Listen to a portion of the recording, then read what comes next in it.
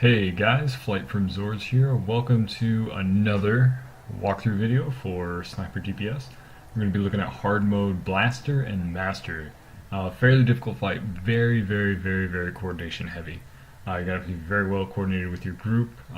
Definitely not a fight for fresh groups, new groups, groups with inexperienced members. Definitely really tough fight. I don't want to go over all of the mechanics and all the strategies and all the patterns. I'll be leaving links in the description to videos that you can look at for those. But for this particular video, I'm strictly going to be looking at what you can do as a sniper to maximize your DPS on this particular fight. Now, your DPS is actually going to vary wildly depending on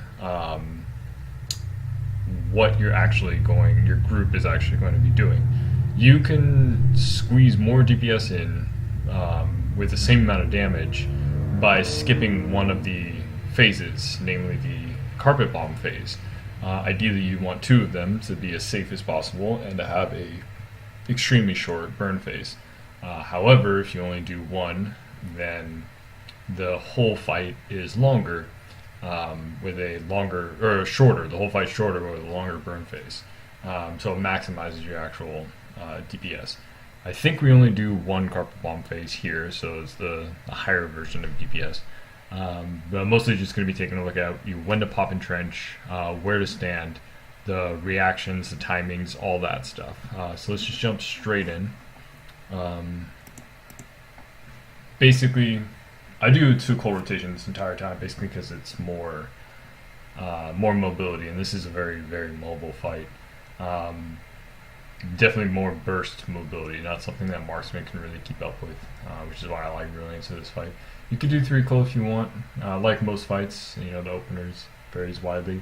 Now, something we didn't really discuss before the fight started, a couple people were on board, Yellow and Seven Face were on board with their pairing with the hydraulic overrides. You can hydraulic overrides. 2 people with hydraulic overrides can basically stack on top of each other just like they're doing and pop their grenade with a little bit extra damage, but their grenade won't pop during the transition, which is the most important part about the fight.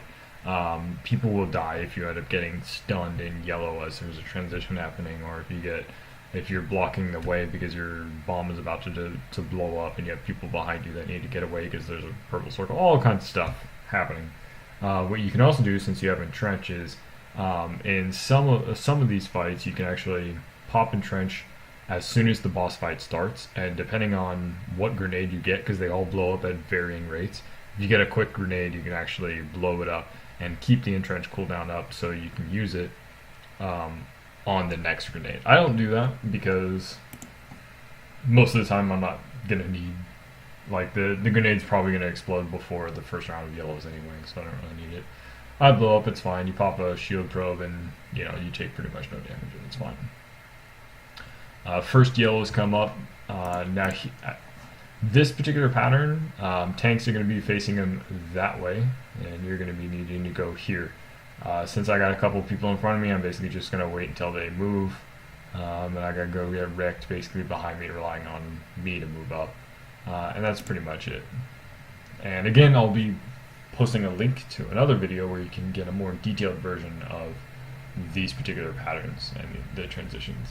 But basically, to maximize DPS, it's all about playing around with entrench and tab targeting.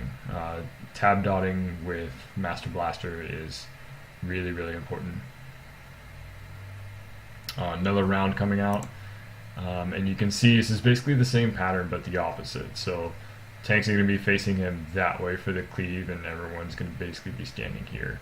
It's a fairly tight pattern, so definitely make sure that no one's stacked on top of each other for those probes. And you can see here my dots are about half ticked, and Blaster's at about 57%. He pushes at 55%, so what I'm actually going to do is, I think I'm going to fall back on a 3 call rotation here. I'm pretty sure I do. And not bother with dots. Yeah, see, 3 call rotation. I don't even bother with the 3rd call. And then I reapply dots when the shield is up so I can jump straight into a weakening blast call when the shield comes down. Boom. So that's one way of maximizing your DPS there. Make sure that you do transition with your group over as a ranged DPS, especially a 35-meter ranged DPS. Your responsibility is probably going to be putting a lot of damage on Blaster, which is a good thing in the end because you can always tap target. What I usually do is I do a 3-color rotation on Master, while instead of using a double lethal shot, I apply dots on Blaster. And you'll see that I put 2 coals on Master right there, and then I switched to Blaster, put 2 dots, and now I switch back to Master. And then did another 2 dots. Now he's out of range, so I basically switched to Master to put another coal in. Which is kind of lame, but whatever. There's people in front of me, so I can't really... I could have actually moved over there because I didn't have a grenade. Well, I guess I do. A little late, but better late than never. Now that's another mechanic that you probably don't have to worry about too much. Here comes the carpet bomb.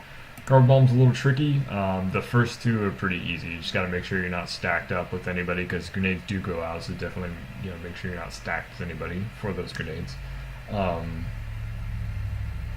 But the third one, as you'll see, has the knockback plus grenades. So definitely make sure that you're not stacked with anyone and that you're out of red. I usually like saving entrench for that particular part because it's pretty important. Also remember that there might be people behind you, so don't just stand on the edge of a red bar because you could kill people with that. Like I'm doing right now, but everybody's in front of me, so it's fine. And there's that knockback. If you're behind, that could kill someone, so definitely make sure you have entrench for that. I didn't need it, so I just popped entrench here. Bomb goes off, and it's all fine. Master pushes at 50% into the burn phase. I think we all pretty much just do a straight burn on Master. I tabbed out a little bit and I put some damage on Blaster, but it's fine. Ion Cutter goes out. You might be asked to actually tank Ion Cutter. It does a shit ton of damage, and it's even difficult to tank when you have evasion, so definitely make sure that the healers are chain hitting you pretty hard. 53% coming in, they're about to push into the burn phase. Everyone basically gets grenades. I get the longer one, so I actually have to stand out farther. Do not stack in the middle if you have a grenade. That is very important because bad things happen. But definitely make sure you're in range of Master because you'll need that cleave. That cleave right there grounds you to the deck. So when Blaster does his AoE knockback, he doesn't throw you to the wall and instantly kill you. So definitely look out for that. That right there. Grenade goes off and now I can stack in the middle, making it easier to get the cleave and get healed. And the burn phase is actually really easy. There's really not much to it. Be careful of tab dotting here. If one of the targets is below 15%, I wouldn't dot. If they're above 15% or 20%, then yeah, dot both of them up. But focus on whoever's higher. Basically just keep dotting both of them and using coal on whichever one has higher health. That's most of the time going to be Master, just pretty much what's going to happen. That's pretty much it. That's the whole fight. There's not much to it. I probably could have gone into greater depth about the mechanics, but that's not really why I do the videos. I do these videos basically to tell people how I maximize my DPS on these particular fights. Oftentimes that really actually does come down to obeying or ignoring mechanics. But this particular round of raids, as opposed to Dread Fortress and Dread Palace, where you could effectively ignore mechanics to maximize your DPS, or scumbag DPS, these ones are a little bit of the opposite. To maximize your DPS, you're actually going to have to obey mechanics. You're going to have to deal with the mechanics. You're going to have to, kite well, minimize your downtime, minimize your scumbag, really. There's a few fights where scumbag DPSing will get you killed and get other people killed. So I'm actually really satisfied with these raids, this round of PvE content. It's pretty satisfying. It's pretty fun. It's pretty challenging. If you like what you see, feel free to subscribe, like the video. If you have any suggestions, comments, by no means am I the best sniper, so if you have anything to say, just let me know. Questions, concerns, anything like that also. welcome. But yeah, thanks for watching.